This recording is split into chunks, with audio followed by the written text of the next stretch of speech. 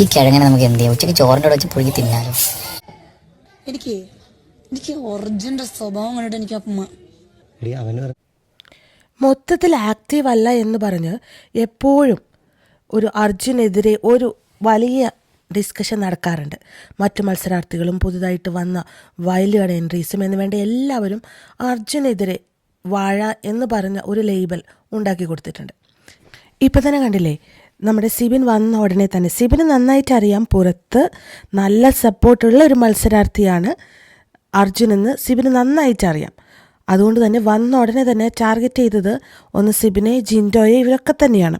അതായത് പുറത്ത് നല്ല സപ്പോർട്ട് കിട്ടുന്നവരെയാണ് ഉള്ളിൽ വന്ന് സിബിൻ ആദ്യം തന്നെ അറ്റാക്കിങ് ആരംഭിച്ചത്. അപ്പോൾ ഇതിൽ സിബിൻ പറയുന്നുണ്ട് ഈ കിഴങ്ങനെ എന്താ ചെയ്യേണ്ടത്, ഉച്ചയ്ക്ക് ചോറിൻ്റെ കൂടെ പുഴുങ്ങി തിന്നാമെന്നൊക്കെ പറഞ്ഞ് വളരെ ഇരുന്ന് പരിഹസിക്കുന്ന സിബിനെയും പൂജയും നമുക്ക് കാണാം. അപ്പോൾ